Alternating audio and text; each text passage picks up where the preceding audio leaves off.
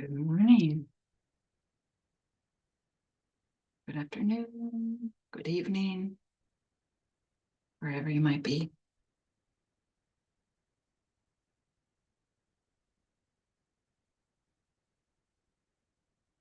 Happy to be here. I thought I'd hop on just a few minutes early and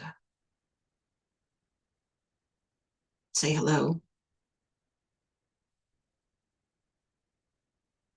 I saw in the chat some of you said welcome to me, so thank you very much. It's nice to read that.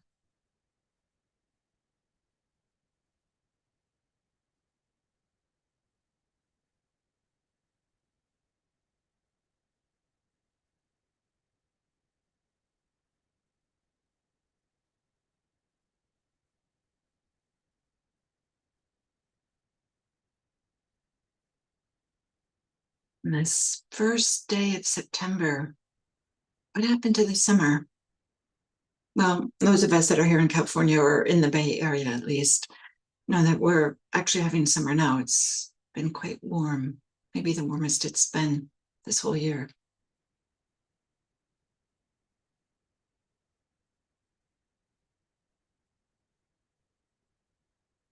Very nice. Those of you that are saying good morning to me, good morning to you too. Oh, great.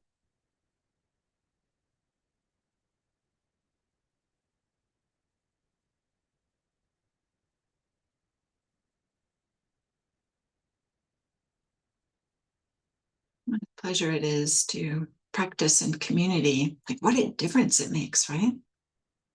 Even though we're not speaking to one another directly,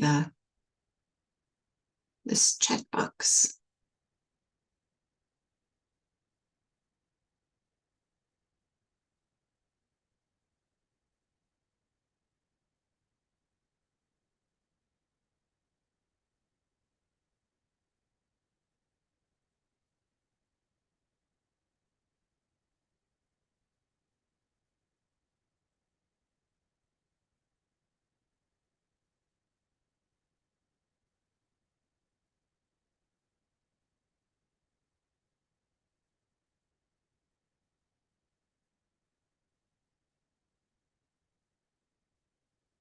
Anush, I see you, right? Good morning. My first time joining. Welcome, welcome.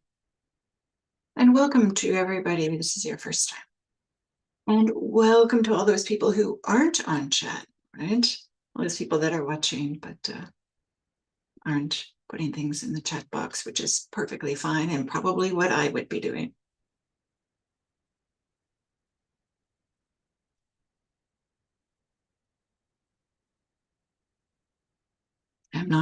I'm often one of those people who's not putting in there, but it's lovely to see you all. And I love the weather reports.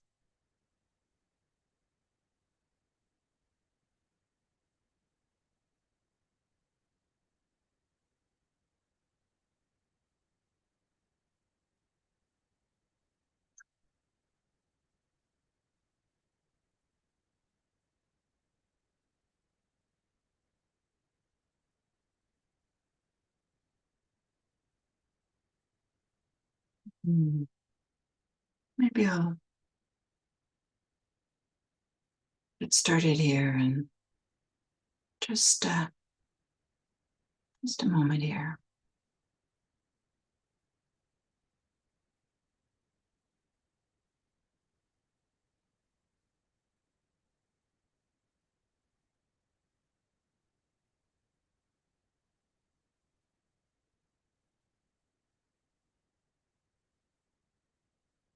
Hey,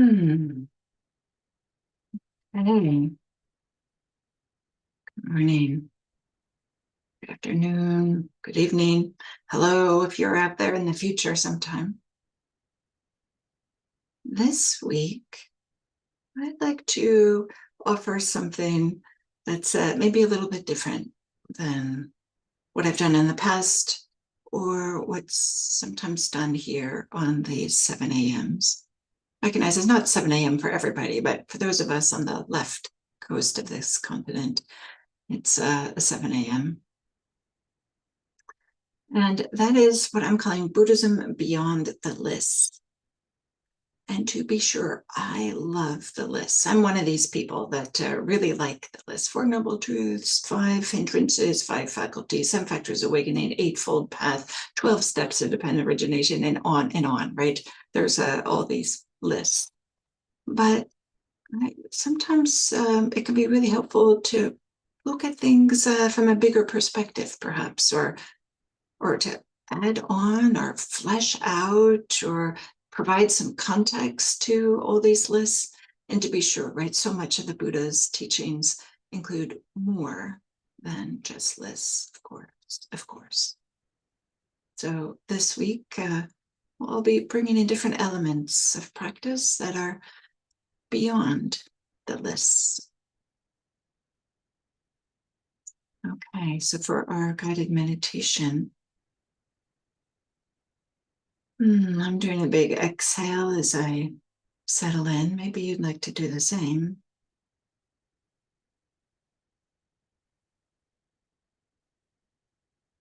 And is there a way you can find your way into stillness? Invite yourself into stillness. For some people, maybe there's been already some activity today. Can you allow stillness to arrive?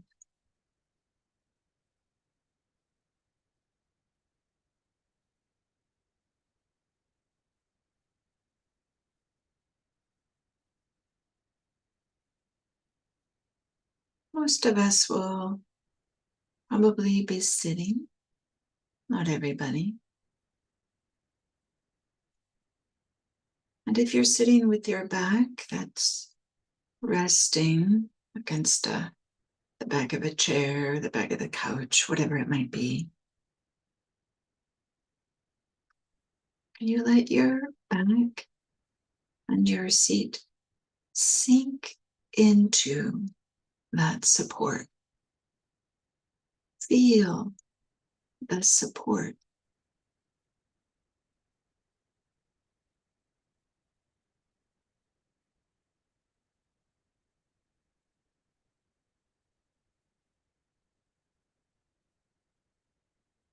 For those of you who are sitting with your back free and upright, like I'm doing now,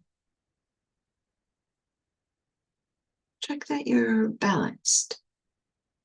Be like the mast of a ship. Be rocking side to side, back and forth, just a tiny bit, just to find that place of balance.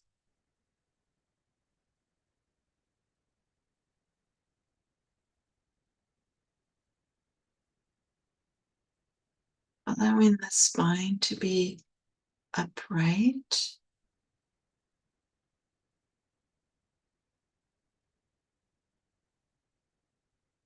And for the arms to just hang.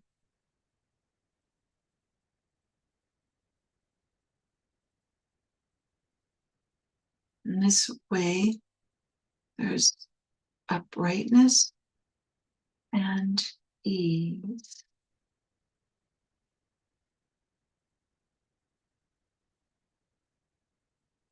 This can be in the lap, on the thighs, whatever feels comfortable.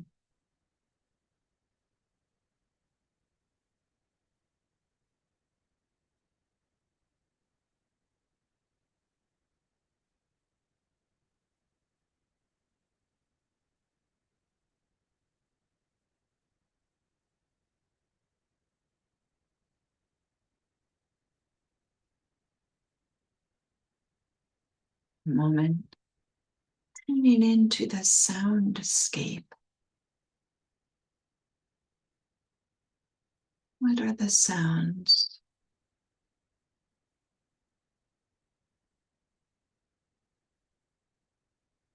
Without straining, just opening, tuning into the sounds in the environment.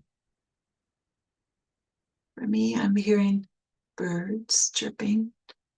It's bringing a little bit of delight. Refrigerator running,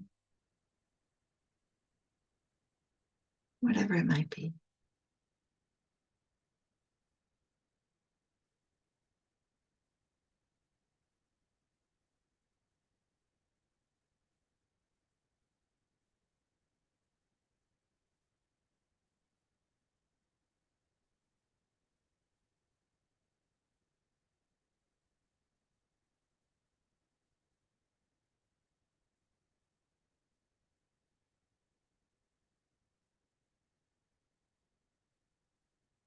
Mm.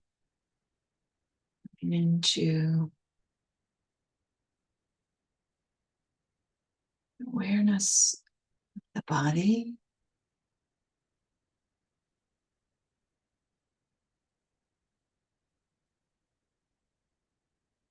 Again, tuning into where we feel supported, the contact of the body with the sitting surface.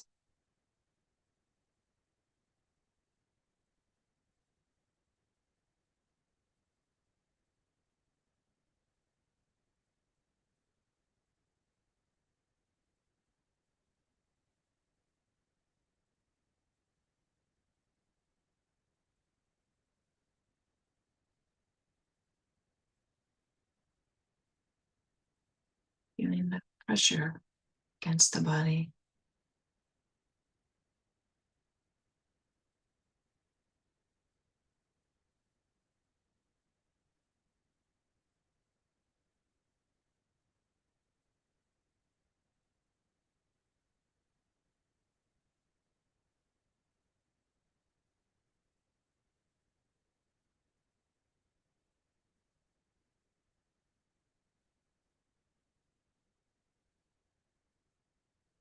Letting the belly be relaxed and soft.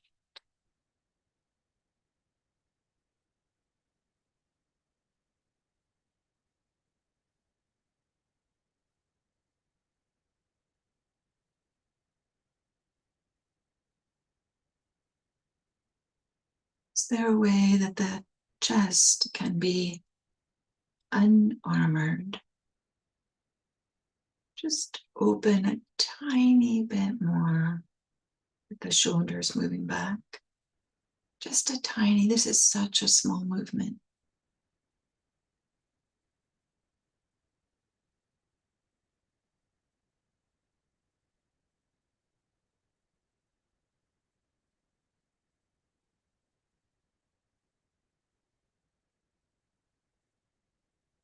Shoulders relaxed away from the ears.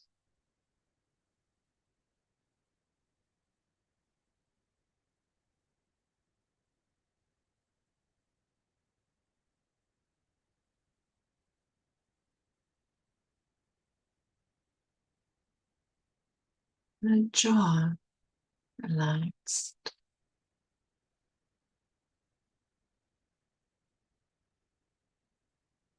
Maybe moving the lower jaw down just a tiny bit.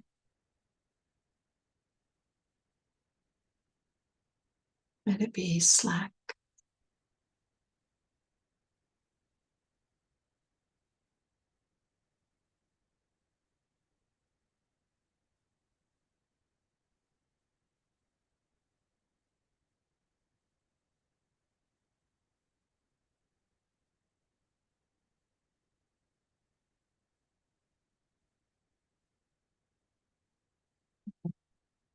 What would it be like to allow awareness to inhabit the sensations of breathing?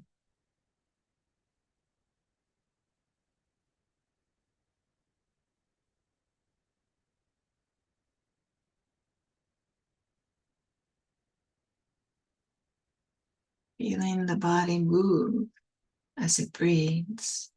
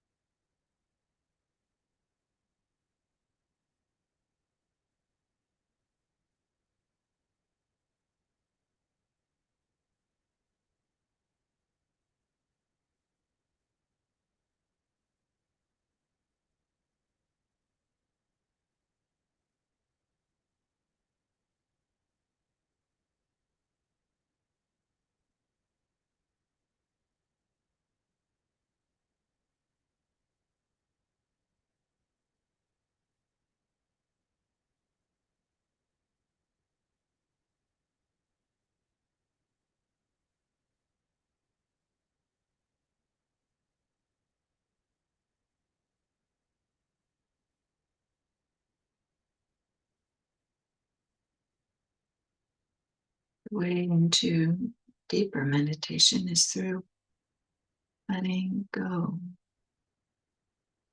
releasing.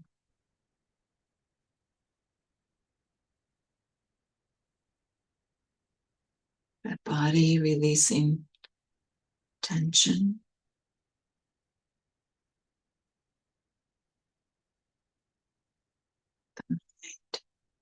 releasing expectations.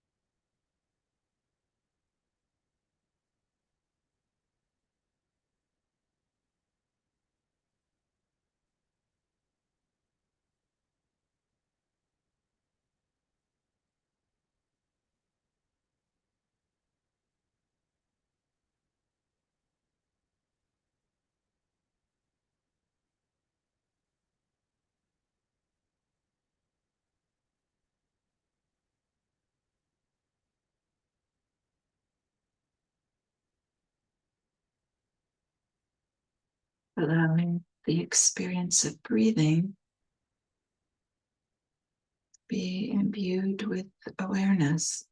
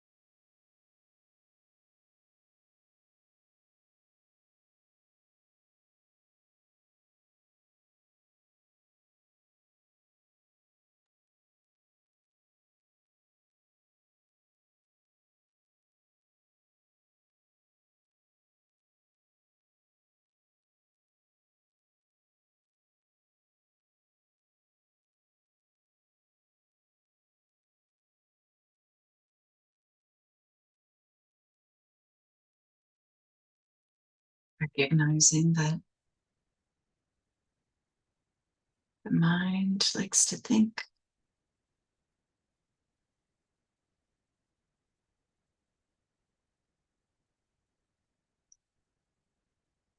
and we honor and appreciate that and orient towards the sensations of breathing.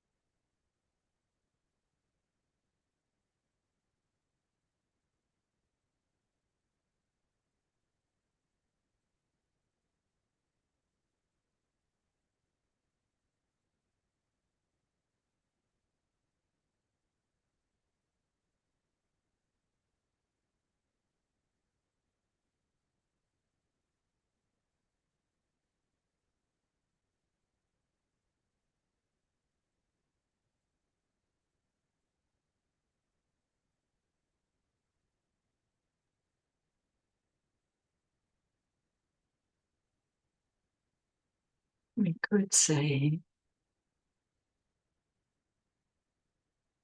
that the name of the game, so to speak, of practice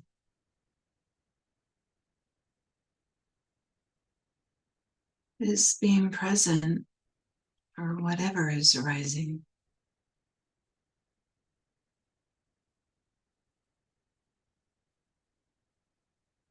not checked out,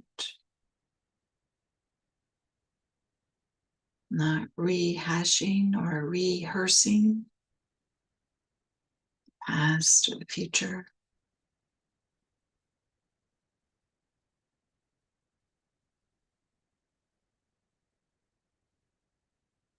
but inhabiting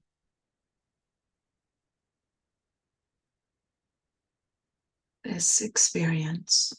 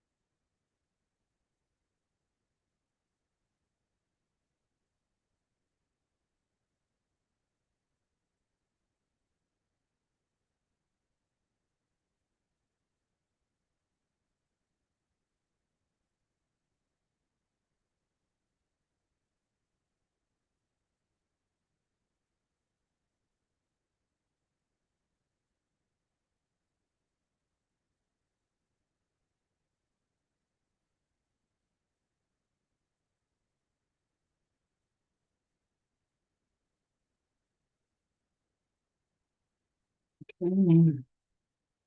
Thank you. Thank you for your practice. I'm not going to ring a bell this week as a part of ending.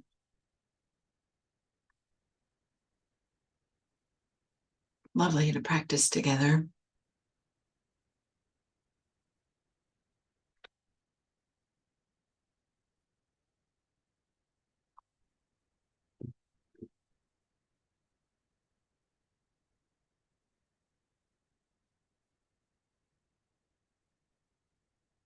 Um,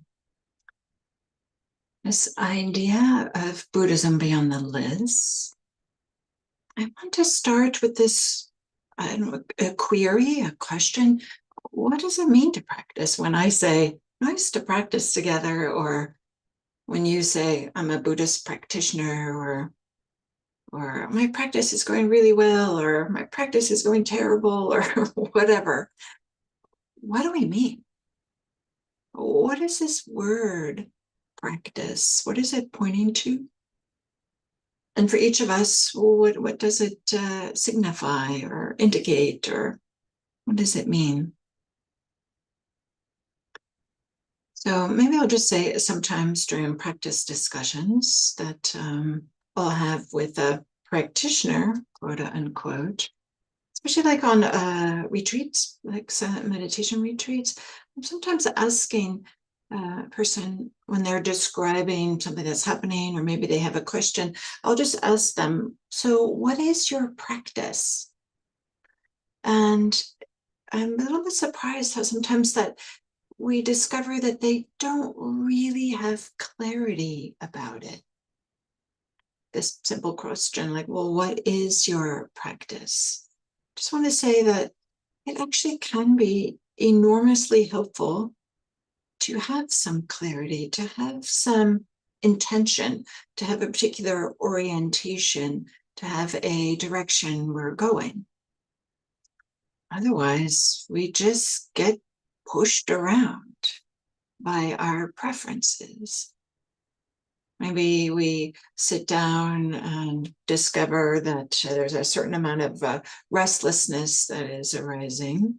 So we think, oh, I'll just do open awareness, quote unquote, and I'm just going to be aware of whatever is happening. And then we find the mind is darting all around and lost in thought and noticing different things. And there can be a certain restlessness there, but there's a way in which it's being done without awareness, without some presence associated with it, with the mind darting around.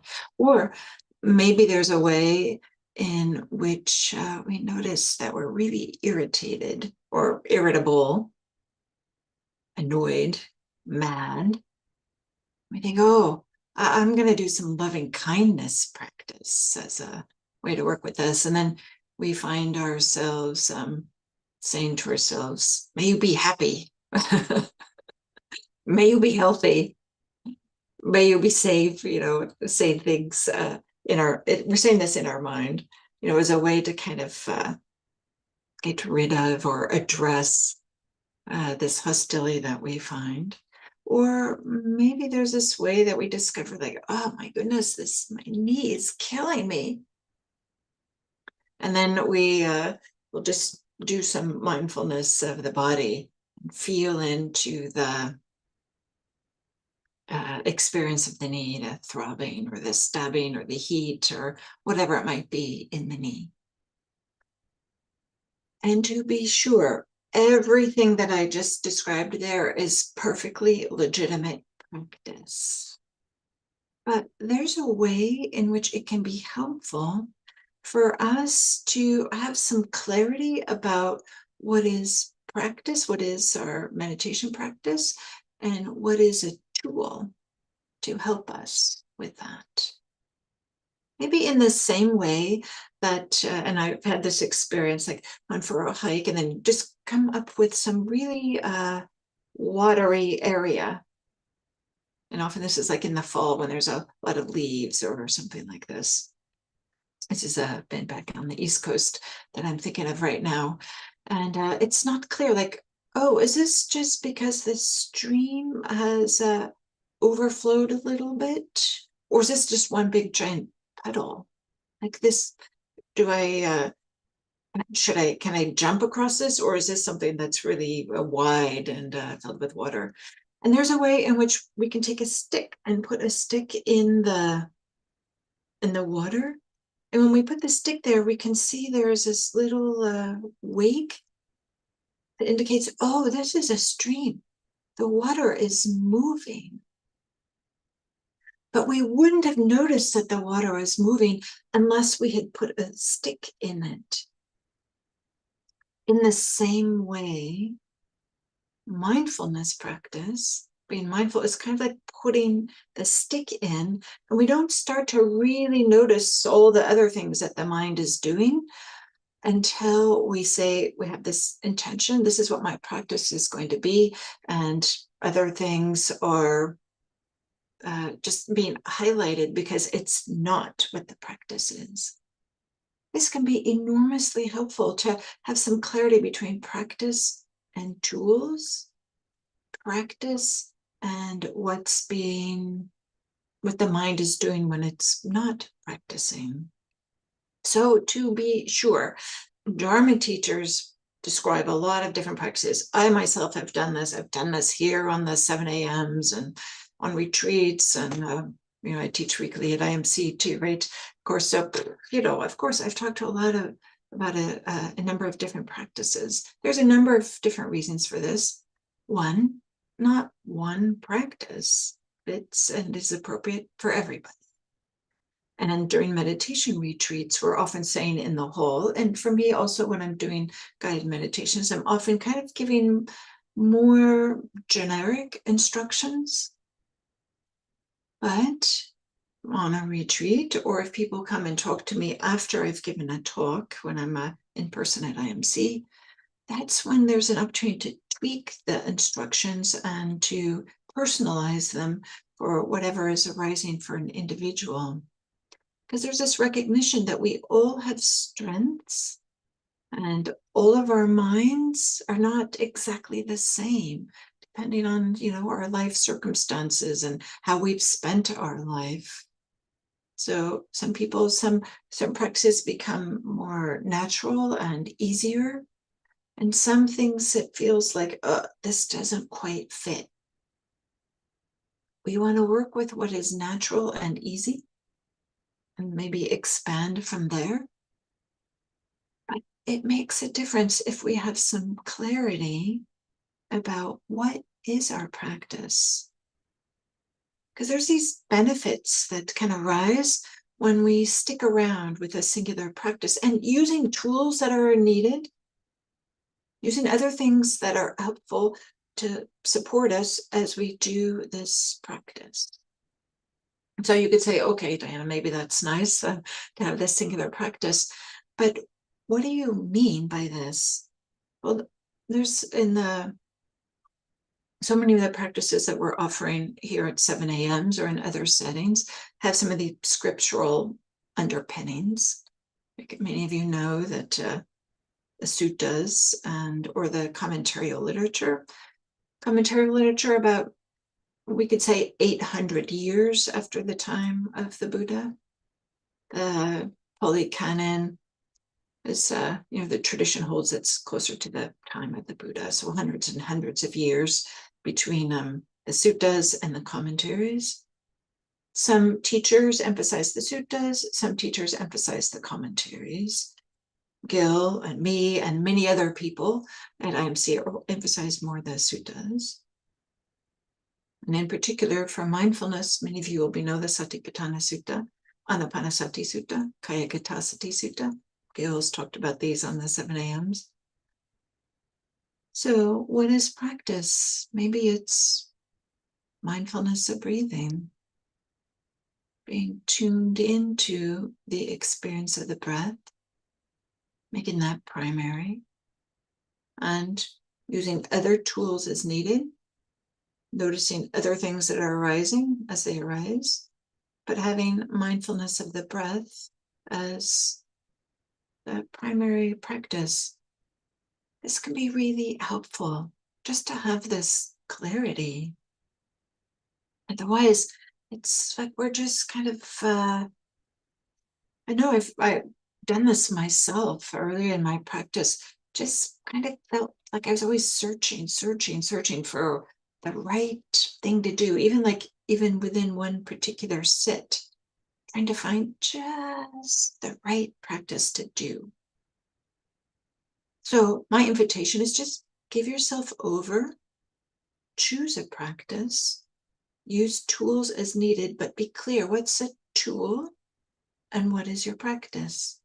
So I offered mindfulness of breathing and the instructions. I tend to emphasize that when I do guided meditations, but you might say or have as your practice just mindfulness of sounds as your primary practice. The breath, maybe you have asthma, and to be with the breath is associated with a lot of uncomfortable experiences, so it doesn't feel a place where you want to rest your attention. So you do mindfulness of sounds. Or maybe there's loving kindness is your practice, a beautiful practice. You could be saying phrases.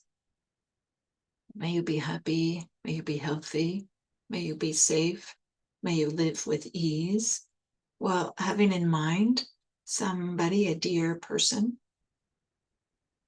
Or maybe practice is, there's a big part of it that feels like a certain heartfelt devotional